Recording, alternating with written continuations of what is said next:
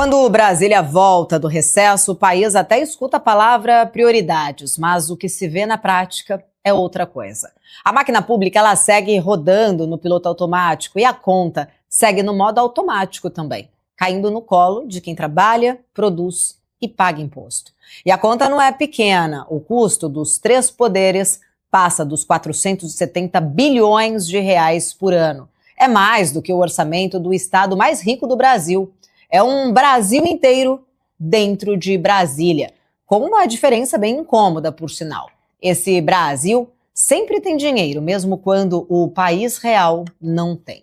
E aí entra a pergunta que ninguém quer encarar. Se o problema fiscal é tão grave, por que o esforço de contenção nunca começa pelo topo? Por que a austeridade ela é sempre exigida do contribuinte, do setor produtivo, da classe média e quase nunca da própria estrutura de poder? Nos últimos dias, enquanto se fala em ajuste e responsabilidade, a gente viu o avanço de medidas que ampliam remunerações e mecanismos de benefícios no legislativo, no judiciário e também no executivo. Essas verbas que nasceram, inclusive, como indenização e viraram, em muitos casos, salário por fora, sem transparência, sem teto efetivo e sem constrangimento. No meio de tudo isso, o setor produtivo recebe mais uma sinalização. Querem engessar a jornada, criar custo fixo novo, aumentar rigidez, como se a economia tivesse uma gordura sobrando, como se a produtividade brotasse por decreto. Para a gente discutir mais sobre este tema, nós recebemos no painel BMC de hoje Carlos Honorato, economista e também professor da FIA Business School. Obrigada por estar aqui com a gente mais uma semana, Honorato. E Alex André, economista, trazendo aqui uma visão também sempre importante para a gente. Bom, para a gente começar, né, acho que talvez o vale tudo que a gente vê que acontece em Brasília, Honorato, começando contigo. Antes de discutir aqui culpados, enfim, vamos ao diagnóstico, né? O Brasil, ele está preso hoje num modelo de gasto público que cresce ali por uma inércia e a conta ela sempre acaba sendo jogada no colo do contribuinte. Qual que é o nome desse sistema sobre essa captura, inclusive, esse corporativismo e essa falta de governança que a gente vê acontecendo ano após ano no Brasil? Talvez o nome seja festa, né? Porque é uma festa de alguns poderes estabelecidos. Você tem uma casta que domina o serviço público hoje. O Delfim Neto já dizia isso, né? Quer dizer, o Brasil foi capturado por uma casta de pessoas que dominam o setor público como um todo. E aqui eu não vou entrar no mérito que se é produtivo ou não, mas que ele tem uma renda, tem um recebimento de recursos muito acima do que toda a média da população, né? Se você fizer um levantamento rápido na internet, você vai perceber que o Brasil é o segundo legislativo mais caro do mundo, é o segundo judiciário mais caro do mundo, né? A gente tem um gasto per capita com todos esses poderes muito alto, a eficiência deles é muito ruim, e aí quando a gente entra no ano de eleição que a gente percebe que em vez de a gente ter uma pauta mais direcionada ao ajuste mínimo de gastos, aqui ninguém está pedindo para cortar na carne, é para cortar a gordura, né? A gente não tem essa atitude e a tendência nesse ano é só da coisa talvez desandar ainda mais, então eu chamaria de festa mesmo. O Alex, o Honorato traz aqui, né, uma leitura interessante e a gente sabe muito que a economia hoje, o que tem mais sufocado a economia é o juro alto. Você que está muito ali de frente com muitas empresas que são empresas inclusive listadas na Bolsa, talvez você tenha essa percepção até melhor aqui para trazer essa análise para a gente, né? O que hoje, num cenário como esse, que a gente vê com um fiscal pesando, que obriga ainda o juro a ficar alto, mesmo com a sinalização de um corte de taxa de juros, ainda assim a gente vê uma economia muito travada, crédito caro e a produtividade ela nunca vem. Como que as empresas, as indústrias, elas têm olhado mais para este cenário? Paulo, modo de sobrevivência, né? Até as empresas, quando a gente faz um screening, a gente começa a pegar em companhias que têm um fluxo de caixa livre muito alto, empresas que têm baixo endividamento, ou seja, empresas boas, né? Por sinal, para uma análise fundamentalista de qualquer investidor, qualquer analista que olha, a gente pode surpreender e falar assim, nossa, mesmo um Brasil tão ruim o cenário que a gente vem falando aqui, essa empresa está conseguindo gerar caixa. Sim, mas por outro lado, ela poderia gerar muito mais. E essa é a provocação, porque a empresa ela segura a CAPEX, ela tem umas projeções de CAPEX, toda empresa ela tem as projeções de modelagem financeira, ela fala assim, vamos utilizar a modelagem mais conservadora possível para eu conseguir ficar de pé, eu conseguir não aumentar minha alavancagem, porque às vezes a alavancagem é vista, né, aí uma visão de análise vista como uma forma ruim. E justamente é ruim agora, porque a gente está num cenário de juros altíssimos e empresas que estão extremamente alavancadas foram porque estavam alavancadas em um momento de juros baixo, grande parte delas, e o juro subiu, a despesa financeira subiu, não conseguiu cumprir, não conseguiu nem cumprir ali o custo da dívida, e aí vem uma bola de neve uma atrás da outra, o custo de endividamento fica mais caro e por aí vai. E no pior dos casos teve desalavancagem operacional, ou seja, a empresa vendia menos do que vendia antes, produzia menos do que produzia antes, aí uma coisa foi chamando a outra. Então, as empresas que estão boas hoje não significa que essas empresas poderão, aí são duas provocações à frente. Essa empresa talvez ela possa perder capacidade competitiva de produtividade financeira para frente com esse cenário de Brasil, e mesmo que a gente coloque o resultado constante, isso também perde o custo de oportunidade da empresa crescer, porque toda empresa tem meta de crescer, toda empresa, não importa quanto, até o próprio Itaú, que a gente tem visto que é um colosso, também cresce 2 dígitos, né? Então, ou seja, a gente não pode também colocar essa prerrogativa, né, de uma questão que empresas saudáveis que estão hoje, empresas listadas, que significam que elas não podem melhorar ainda mais. Então, essa provocação, CAPEX é uma linha muito importante, que é investimento, traduz-se em empregos e tudo mais. Também, quando a gente observa toda a expectativa das companhias que vêm de fora, né? Quando a gente olha aqui as concessões, agora no primeiro trimestre vai rolar as concessões de aeroportos, principalmente ali do Galeão, que é muito esperado, né? São um principal hub também do país que, apesar de todas as críticas, tem muito investimento para ser colocado lá.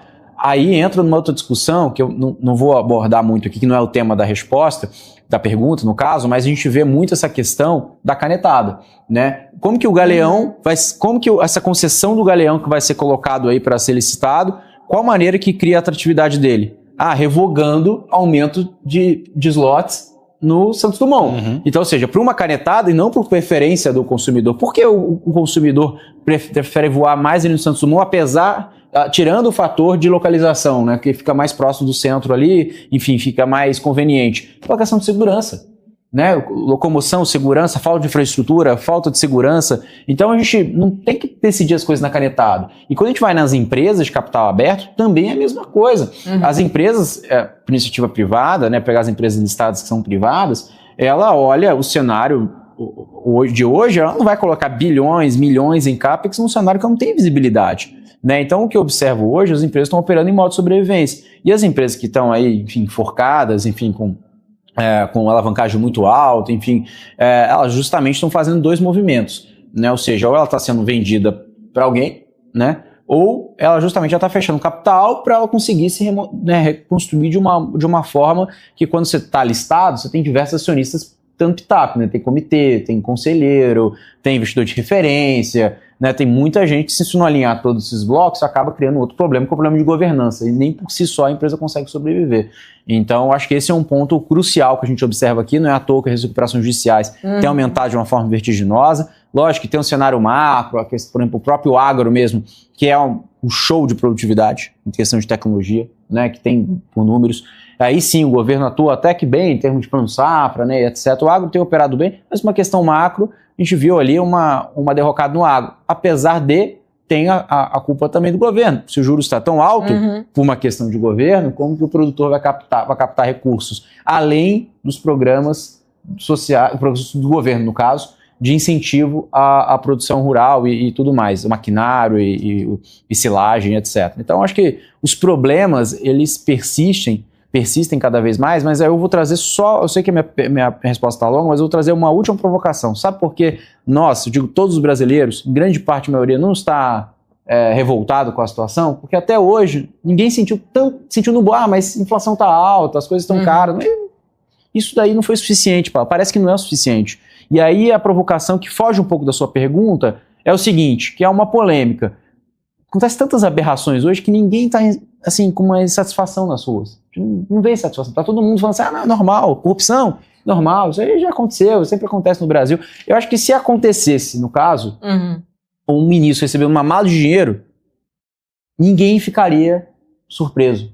De uma tamanha incompetência que nós temos de vários poderes no Brasil e pela não surpresa de todos os brasileiros, a gente sabe que isso é um modo que acaba acontecendo.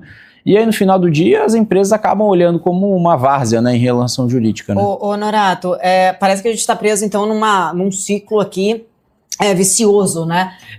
Que o próprio cenário ali político, governamental, acaba pesando, fazendo com que o brasileiro sempre fique ali preso nessa inércia. Nesse contexto, o Alex acho que traz muito bem ali os desafios olhando para o lado da empresa, mas eu queria trazer um ponto, até para a gente depois avançar um pouco mais na pauta política da PEC ali, 6x1, que é a questão da produtividade hoje, né? Ele falou ali das empresas que sofrem muito com esse juro alto, insegurança jurídica. Qual é o tamanho, talvez, ali desse peso da produtividade nesse contexto, né, que acaba travando bastante o Brasil?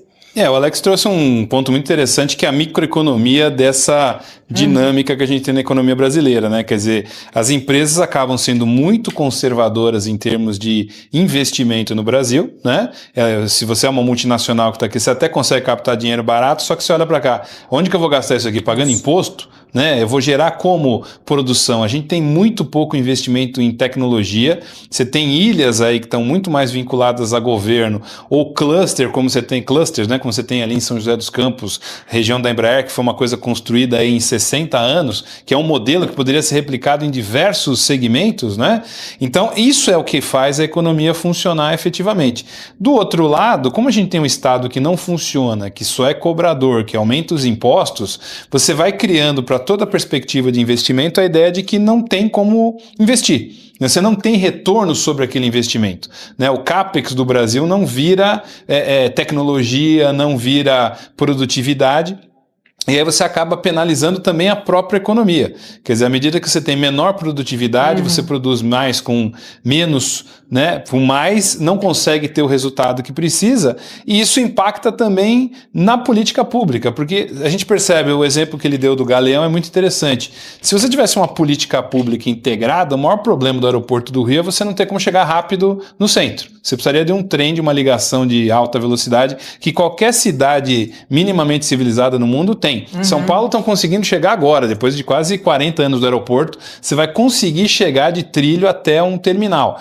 Quer dizer, o gasto que você tem com público, né, com salários, com benefícios, podia ser canalizado para construir um trem. Em 6 meses você faz uma linha férrea ali ligando. 6 meses, na China você faz em 2 semanas o negócio, né? Só para pontuar, eu até abri aqui falando, o custo dos 3 poderes hoje passa de 470 bilhões de reais por ano. Exato, foi aquele número que eu falei, que eu exagerei, só o judiciário é 150. E 470 bilhões é mais ou menos o que o Vale do Silício gasta em CAPEX para lidar com inteligência artificial, né? Não estou dizendo que é para substituir tudo isso, sim, mas que daria para cortar um terço disso, se o Estado brasileiro custasse 100 bilhões essa operação, já é muito.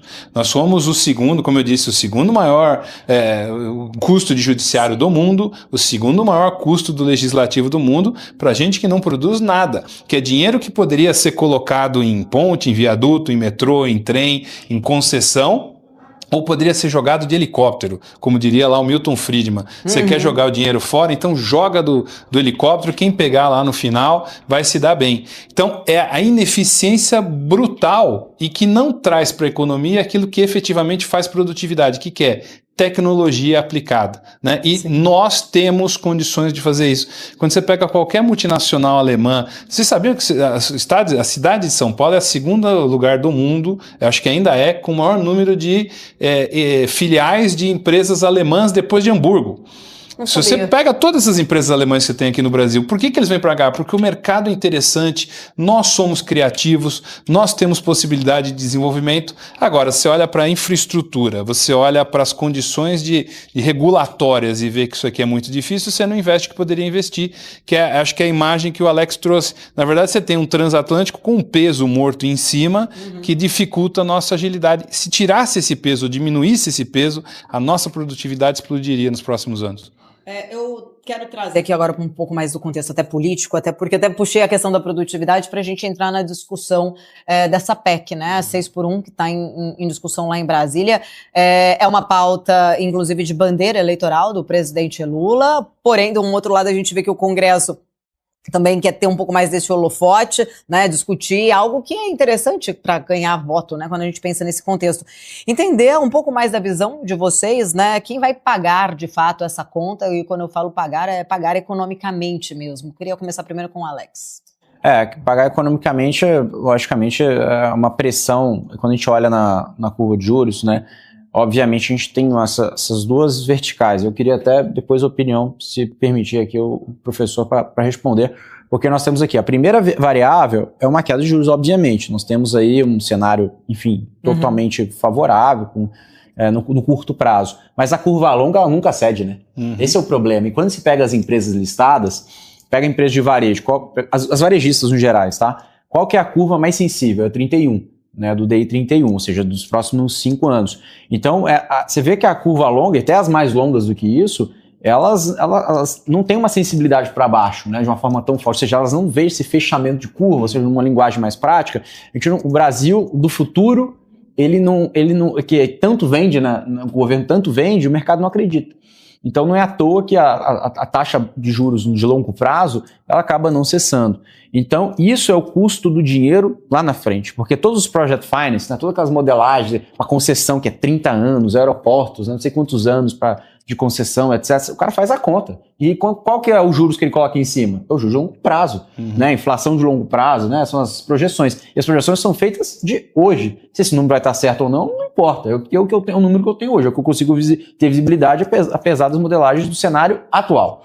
Então, o que nós temos aí claramente no cenário é que essa questão da escala 6x1, a questão do imposto de renda, que o governo colocou, afinal são quantos reais? R$300 em média no bolso do brasileiro? Eu vi um número parecido com isso.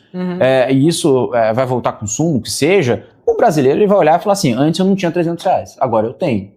Logo, irei votar no Lula. É uma análise simplista, é isso que vai acontecer. Aí muita gente talvez me queixe aqui, e não que minha opinião seja relevante, mas muita gente fala assim, então Alex, você acredita que o Lula vai ganhar? Eu acredito que sim. Eu acredito que o Lula vai ganhar sim, porque essa questão justamente do assistencialismo que o brasileiro fala, enquanto não bater no meu bolso, tá tudo bem.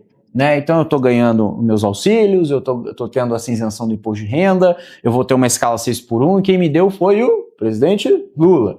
Né? É isso que diz. Então, cada vez mais fica difícil, e aqui eu não estou entre Lula e Bolsonaro, tá? Não estou sendo uma análise totalmente aqui ambígua para falar que eu estou dizendo fato. E aí justamente falta, que aí não é a sua pergunta, Paula, mas eu vou deixar bem breve para não ficar estendendo tanto, quanto mais já estendi, é o vácuo político. Porque fica um vácuo, né? Entre a direita e a esquerda, fica um vácuo que é realmente um representante que precisamos para termos definitivamente a produtividade do Brasil de volta. E aí é uma opinião minha, pessoal, que eu não vejo, obviamente, que a esquerda fará isso, e também, até mesmo que a direita. A direita é mais alinhada, mas não significa que tem os melhores projetos. É uma outra discussão. Mas justamente o 6x1 é um âmbito eleitoreiro, de fato, e o presidente já deixou claro que ele vai lutar com todas as suas ferramentas para levar essa eleição. Ele já disse que está ganho, né? Ele disse que ele não vai... que está na mão dele, né? Esse vácuo eu vou me aprofundar já, mas eu ainda, só para contextualizar ainda, quem paga essa conta dessa PEC 6x1, Norá? Quem paga essa conta é quem é formal, ou quem formaliza o trabalho, né? Quer dizer, hoje a gente tem 30 milhões de pessoas que são da economia formal, né? Quer dizer, é muito menos do que a população economicamente ativa, que é uma estatística que você tem do IBGE. Quer dizer, você tem uma quantidade de pessoas que são informais gigantescas na economia. Então, quem vai pagar isso é a empresa que contrata um CLT, que em geral é uma grande indústria, uma indústria internacional que acaba seguindo isso e vai ter um impacto no custo imediato, né? Para o profissional ali, para o trabalhador, ele vai até se sentir bem, porque ele vai ter uma vantagem de algumas horas na semana de vantagem. A empresa vai ter que arcar com todo esse custo sem nenhuma compensação, né? Com aumento de carga tributária, com aumento de remuneração para INSS, para um monte de coisa que vai o dinheiro da empresa. Quer dizer, aquele dinheiro que poderia ser investido em produtividade, em tecnologia, em inovação, em melhor até no processo de trabalho, não, vai ser gasto para compensar isso.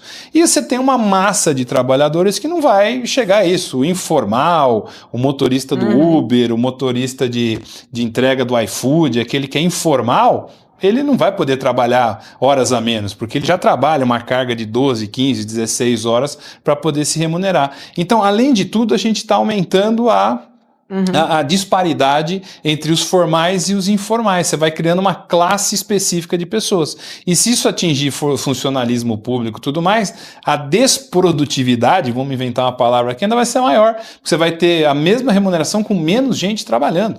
Então, é uma pauta absolutamente eleitoreira, né? O que surpreende é um congresso dito de direita também embarcando isso, porque no final do dia, no ano de eleição, eu quero me reeleger, eu quero me manter no poder, não importa o quê. E a gente sabe que toda a ala da esquerda é muito melhor de criar motes. Quantas eleições a esquerda ganhou nesse século aqui?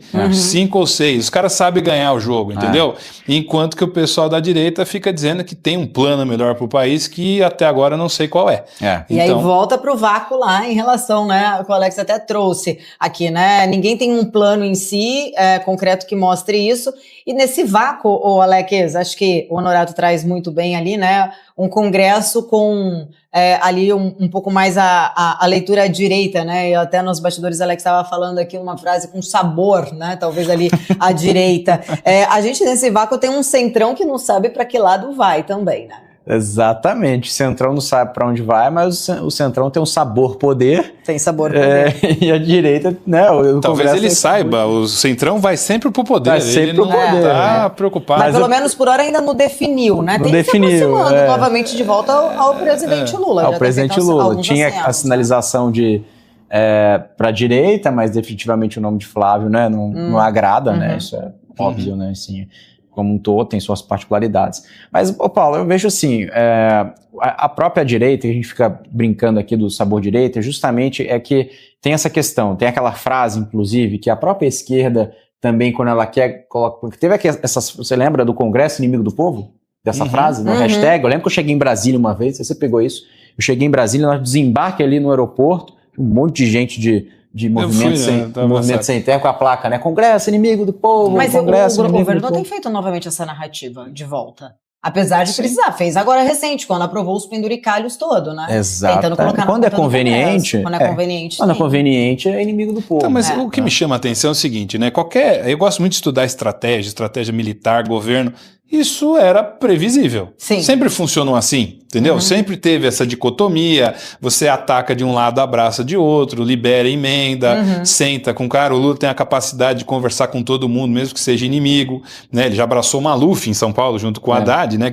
Por que ele não vai abraçar o pessoal que está junto com o Banco Master? Tá todo mundo na mesma atuada. O que me impressiona é que isso é dado. Isso já é claro. Cadê a oposição de criar um plano alternativo? Porque esse é o problema. Não adianta você ir para a rua com a bandeira verde e amarelo, tomar raio na cabeça, gritar Jesus no comando, se você não tem um plano estratégico para combater isso. Né? Quando a gente fala terceira via, o que é terceira via no Brasil? Não temos. Né? A gente está cansado de saber, precisa de eficiência, precisa de investimento em tecnologia, precisa de grandes empresas. As grandes empresas também estão em compasso de espera. Se você pegar 90% das multinacionais que a gente trabalha, todas elas não se posicionam politicamente. Com uma certa razão. Mas se efetivamente você quer que um grande grupo empresarial brasileiro se posicione, não é se posicionando se vestindo de terno verde e amarelo. Exatamente. Mas é o quê? Que plano, que país que eu preciso? Porque a gente tem a efetividade econômica, carga tributária nas alturas, endividamento que é até mais cruel nas alturas, que você tem negócios que estão sumindo porque não conseguem pagar juros, bancos estatais que talvez tivessem um papel de melhorar essa vida mais rígidos que bancos privados. E aí, cadê o esforço de toda essa parte produtiva que paga a conta no final do dia em colocar, em pautar, em ajudar a ter um projeto nacional? Olha, se fosse só fazer um comentário, ótima análise. Sempre vai ter a turma do vermelho e a turma do verde e amarelo. Isso é inevitável. A gente está falando aqui, às vezes, quando a gente entra nesses debates, a gente tenta sempre levar para o mundo ideal, né? A gente precisa de um mundo, num Brasil, que seja mais assim, etc. Mas no final do dia, a gente vai conviver com os caciques políticos que vão estar lá, vão se perpetuar no poder, né? Enfim, com várias figuras aí do legislativo, do judiciário, que eles vão sair. Pega os ministros do Supremo. Como que você vai fazer? Existe uma reforma do Supremo? Existiria ou existe uma reforma do Supremo? Não existe. Não tem como, a gente vai ficar só batendo ali. Ele sabe, o ministro sabe que ele vai se perpetuar no poder. É feito para isso.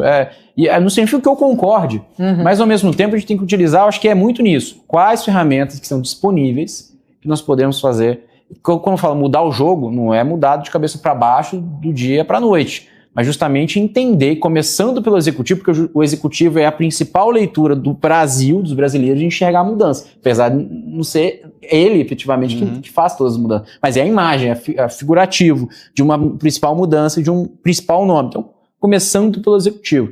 Então, já tem um vácuo no executivo. Quem dirá em outros poderes? Como você disse muito bem, nós temos ali um vírus alastrado em diversos poderes que vão se perpetuar lá, e querendo ou não, se você concorda comigo, já tem que conviver com isso. Pelo menos por um bom tempo. Aí você me fala, não, vamos lá ser um extrema, que tem o pessoal só fala do extrema direita, né? O do extrema esquerda também, os extremos. Você pode bater de frente ali, etc. Aí a capacidade política, você estava dizendo. A esquerda tem capacidade política para negociar até com a extrema direita, né? Como dizem. Porque a extrema esquerda tem e a extrema direita não tem. A extrema direita fala, se fizer do meu jeito, faz aquela coisa. Tem que ser do meu jeito, tá ok? Se não for, tá errado. Isso é ruim, cara. Isso é ruim. Então, assim, eu vejo que todos nós aqui, a gente tem que... Aí você me fala, a gente precisa ter, sim, um direcionamento, uma pauta, um projeto, mas precisa de articulação. A direita atual falta articulação, falta plano de Brasil, e justamente o governo de hoje, que não é um governo que tem plano de Brasil, tem plano de perpetuação do poder, mas que ele sabe fazer muito bem articular. Não é à toa que eles perpetuam no poder. Quanto mais sabe articular, e aí entra a história. Não é o ideal, não é o Brasil ideal que prospera, mas sim o Brasil que consegue conciliar todas essas caixinhas. No final, a gente está falando aqui dos membros políticos que estão há muito tempo no governo. Né? Eu preciso ir para um rápido intervalo, mas essa provocação é muito boa, e até você falou ali de um vírus, né? Talvez essa polarização, ela mata o oxigênio que a gente respira, e é claro, pensando numa terceira via, como você falou ali, Honorato, que nunca emplaca, talvez seja porque o sistema, ele puxa para esses dois polos, que acaba sendo muito mais fácil ali para trazer, né, o sistema de poder, aparecer mais esse sistema de poder, inclusive. A gente vai para um rápido intervalo, você que está aqui acompanhando a nossa programação, continue com a gente, o painel volta já já.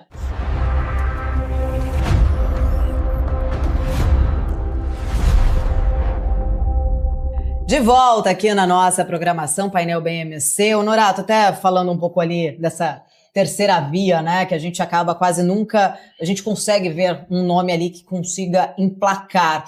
Eu até fiz aquela provocação aqui que talvez o sistema puxe para essa polarização, mas eu queria entender um pouco da tua leitura, né, o que barra, de fato, a gente ter aí uma terceira via que seja forte, né, que talvez rompa essa polarização que a gente acaba vendo, Lula versus Bolsonaro, extrema esquerda com extrema direita. Falta coragem.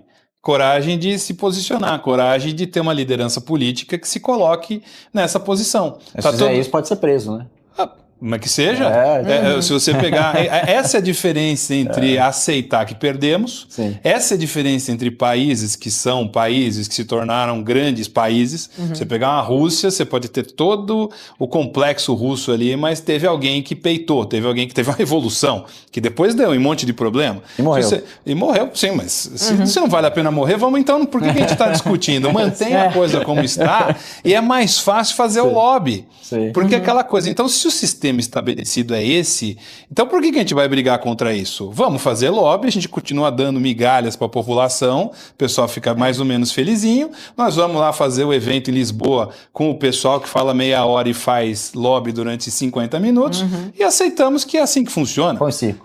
Exato, e a elite continua grudada, porque esse é o grande problema. Pessoal, não adianta fazer o evento, né, Experience National Public Innovation, e discute que o governo não funciona e vai fazer lobby, né? Quer dizer, essa hipocrisia que tem que acabar. Então a gente aceita, se os caras efetivamente venceram o sistema esse, assim que funciona, não tem o que fazer. Agora, você tem lideranças teoricamente políticas que poderiam ocupar esse espaço. Né, o pessoal discute muito o Tarcísio. O Tarcísio é aquele, em nome de que é legítimo, até bonito, né? O que ele tem uma honra lá, com uma gratidão com o Bolsonaro, ele não se coloca. Só que a gratidão dele é maior do que a ideia de país. Né? Se você está na política, a gratidão talvez seja menos relevante do que um projeto de país. E a pergunta é, qual o projeto de país? Né? Qual o projeto de país desse pessoal que está no meio?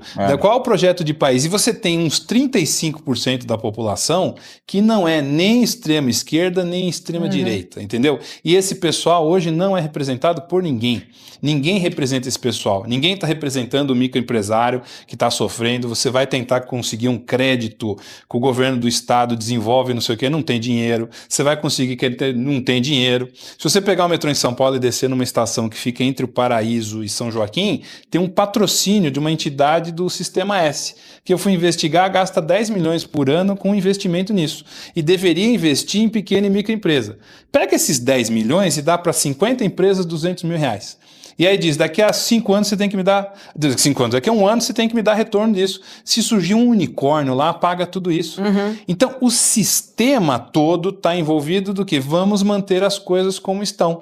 Né? Que é uma fase muito interessante. Eu gostava de uns filmes do Clint Eastwood dos anos 70, que ele era direitista, dava aqueles tiros, sabe? E aí uma vez perguntaram para ele, pô, mas se os mafiosos fizerem isso, o que acontece com a gente? Aí o Clint Eastwood responde, eles venceram.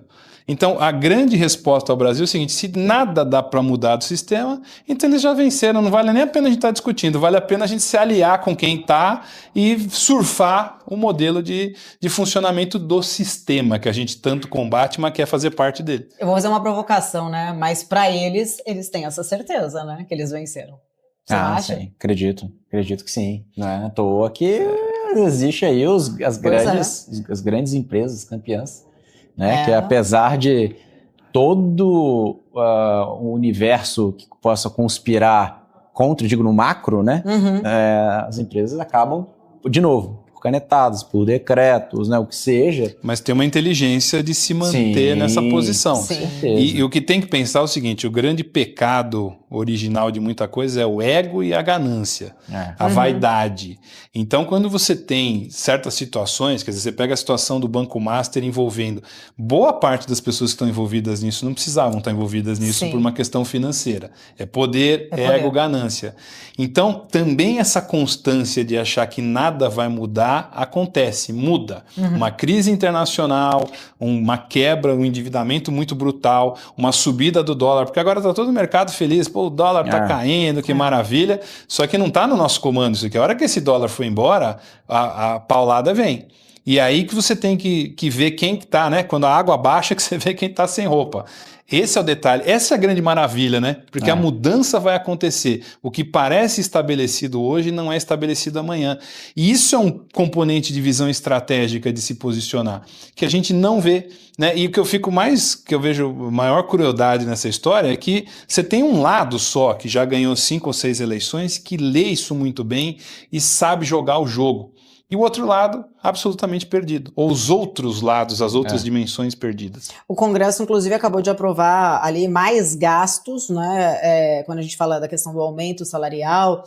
Tem o Vale Gás, enfim, que chegou também agora no começo desse ano. A gente já está vendo, talvez a leitura que fique que foi dada a largada, ano eleitoral, e vamos jogar essa conta para depois. Alex, o mercado ele já sabe que o problema do Brasil de fiscal ele é grave. Sabe tanto que reagiu muito negativamente no final ali de 2024, quando não veio o pacote, né, que se esperava que viesse de corte de juros. E ali a gente viu o dólar a 6,20. Você está falando agora do dólar, eu até pensei nessa questão justamente porque a gente está vendo um movimento da desvalorização do dólar, né, não da melhora do real.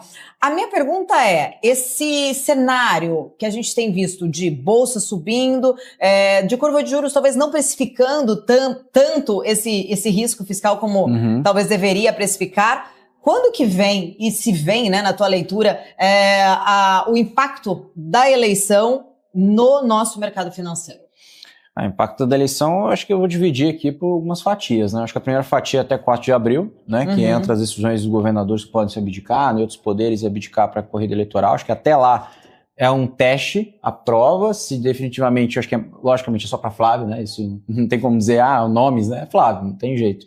Se Flávio será esse nome, que Lula só se, enfim, ele não quiser, porque ele é o que ele quer, né? Até o momento, tipo, todo dia ele fala que ele quer ser, ele que vai ganhar e etc, tudo mais. E aí, após o 4 de abril, daqui para frente, aí temos Aí passa o efeito Copa, todo mundo vai querer ver o jogo da Copa, né? Ninguém vai querer nada. Depois da Copa, que eu acho que vai ser a corrida de fato, né? Ou seja, que vai conseguir canalizar maiores tempo, eu digo, do político em relação à política aqui no Brasil, para o brasileiro ficar mais atento. Vai ter mais notícias sobre política, vai ter mais coisas sobre política, até lá vai ter muitos ruídos, vai ter muita coisa. Que o professor falou muito bem, a desvalorização do dólar, né? Então, assim, a China vendendo títulos lá fora, né? Enfim, toda aquela coisa que tem feito, não é de hoje, por isso que a bolsa está subindo. E aí tem esse efeito rebote, né? Que você comentou muito bem. Tem a bomba fiscal, né? Que tem hora, dia para explodir. E toda vez vem alguém lá e vai na maquininha lá, aquela bomba, que nem aquele filme, né? Começa a contar o relógio, alguém vai lá e coloca um minuto a mais, né? Fala, não, tem um minuto a mais. Então tem dia e hora para explodir, mas se vier um Lula 4, esse fiscal não vai ser feito nenhuma reforma. Não, e aí? Não vai ela ser explode? Feito. Explode. Pelo menos a primeira onda ali de choque vai ser sentida, que é o dólar. Tá. Né? Então, a questão é muita gente falar, mas se o Lula é tão ruim, né? Porque muita gente que votou no Lula e vai votar no Lula, fala, e que entra nessa espiral, por isso que é importante estar aqui. Você que votou no Lula, você acreditou, fala assim, não, a galera ali acha que o dólar ia explodir, não explodiu, olha o dólar aí a 5,15, o que seja, né?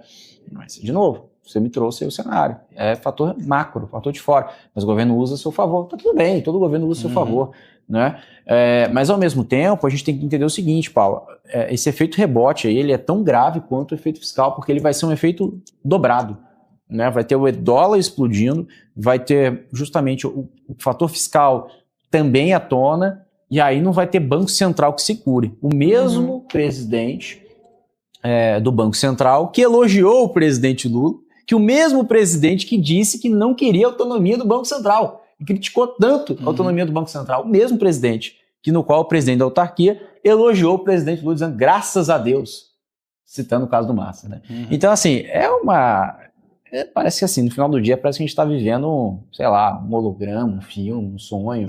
Um dia a gente vai acordar e vai ver que não é isso, porque justamente em tudo que a gente está vendo, essa primeira onda de choque vai ser sentido. E aí tem um outro fator, que aí você me fala, foi só o Lula, não, também foi o Bolsonaro, foi a questão dos precatórios. Né? Aí o que aconteceu quando veio a questão do governo, vieram essa questão do governo, disseram assim, porque o governo Lula decidiu, o governo União decidiu acelerar o pagamento dos precatórios.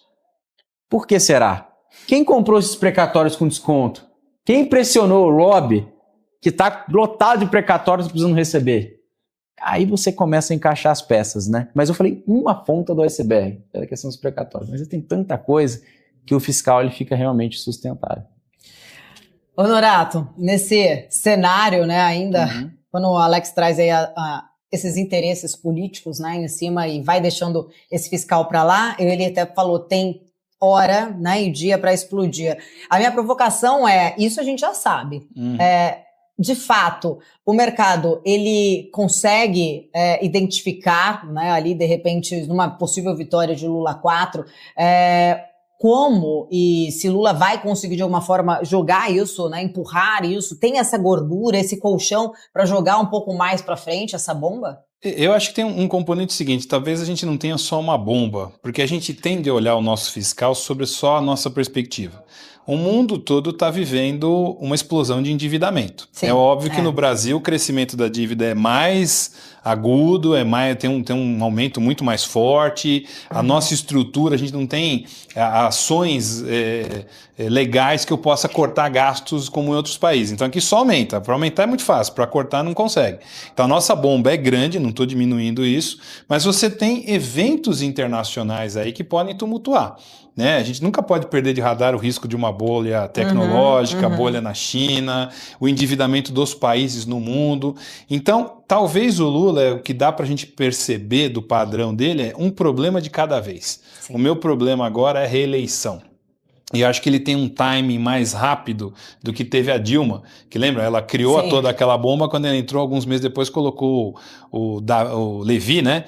Que, coitado, ele não tinha nenhuma sincronia com o governo e aquilo foi o início do fim do governo Dilma. Ele talvez tenha mais habilidade disso. O que eu temo é que você tem uma esquerda envelhecida, que hoje é representada só por ele, né? Que também tem um discurso antiquado, né? Quer dizer, você está se baseando em Vale Gás, Vale não sei o que lá, 6x1, que é uma pauta, digamos, aí dos anos 80, né? De sindicalismo dos anos fim de 70 para os anos 80.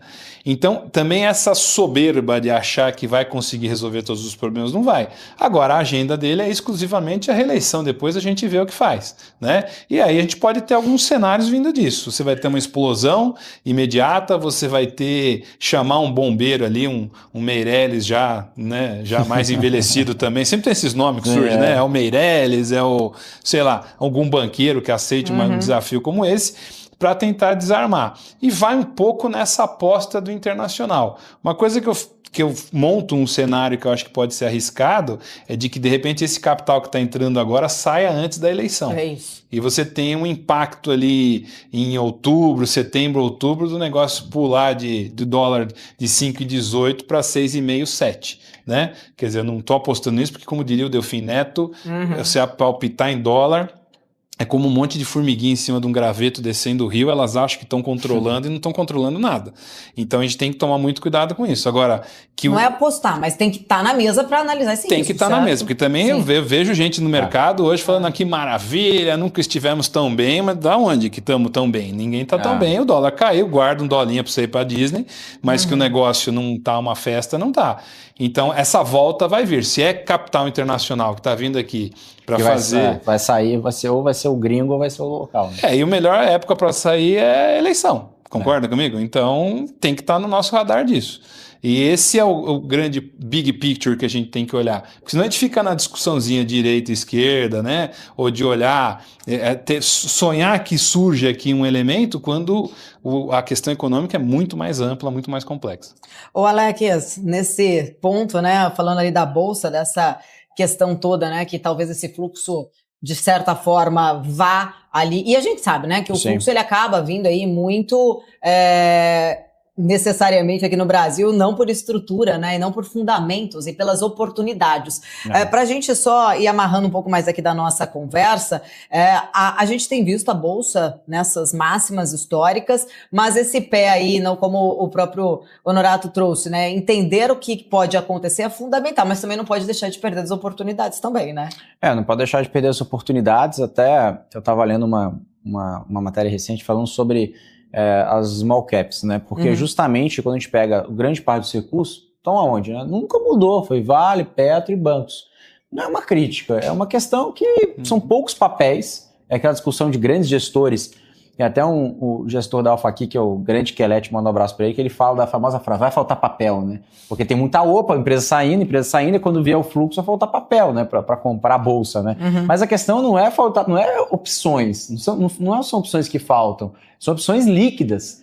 Porque nós temos aí muitas empresas na bolsa, centenas de empresas na bolsa, e aí, no final do dia, o gringo aloca aí em quantas empresas? 20, 30 empresas no final do dia, se estender a lista, e aí fica esse Ibovespa que a gente vê na tela, batendo recorde.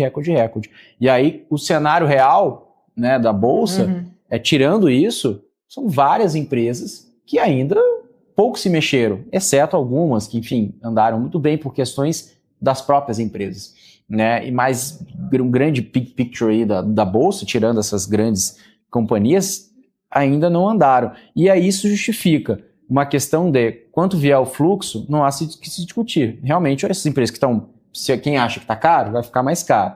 Né? E aí isso vai aumentar. Não é à toa que, quando a gente pega o PL, né, o preço sobre lucro das empresas do Ibovespa, mesmo tirando o Petro e Vale, ou colocando o Petro e Vale na conta, que os analistas gostam de fazer essa conta, chegou na média histórica. Ou seja, andou, bateu o máximo histórico, agora chegou na média histórica ao longo dos últimos meses. Que significa o quê? Que muitas dessas companhias, quando a gente dolariza esse índice, e aí a gente consegue observar quanto está atrasado. Porque aí a gente começa a ver ao mesmo tempo também, e aí isso estou falando de valuation por si só, né? Em poucas métricas, ver sobre o lucro, ver EBITDA, a gente pega o conglomerado. E aí por isso que a gente consegue observar que o Brasil no ano passado foi um desempenho pífio, horrível, nossa bolsa brasileira. O que a gente está tendo hoje, nada mais nada menos, é recuperando o ano passado, né? Que nós vimos de 25 e agora começo de 26. Mas ao longo dos últimos anos, nós não vimos praticamente a Bolsa decolar. A Bolsa ela fica nessa voo de galinha, e no final do dia, o big picture é andar de lado, né? Caranguejar, né? Fica ali andando de lado. E aí, isso casa com o quê? com o Brasil. O que teve de ganho de renda nos últimos 10 anos? O que teve de crescimento real nos últimos 10 anos da economia? PIB. Acompanha a Bolsa? Realmente é o reflexo. Então a gente olha figuras de umas figuras de curto prazo, como a gente está olhando agora, muita gente acha que está perfeito. Mas lógico, como você estava falando muito bem do presidente, um dia de cada vez, vamos ver um dia de cada vez mesmo, vamos viver, vamos encarar um dia de cada vez, até nós, né, encaramos nosso problema um dia de cada vez, se a gente encarar tudo no mesmo dia a gente não consegue. Mas é o problema, justamente, que nós temos os problemas estruturais do Brasil que a gente não pode ignorar. E o gringo tá nem aí, né? O gringo sai, o gringo entra e não tá nem aí. E o smart money, né, nesse sentido. Quero agradecer, gente. Obrigada pelo tempo de vocês. Alex, até uma próxima oportunidade. Obrigado, Paulo. Obrigado, Norato. Muito obrigado. Norato, até semana que vem. Obrigada. Obrigado. Agradeço você também que está aqui acompanhando o Painel BMC. A gente se vê na próxima semana. Até lá. Tchau, tchau.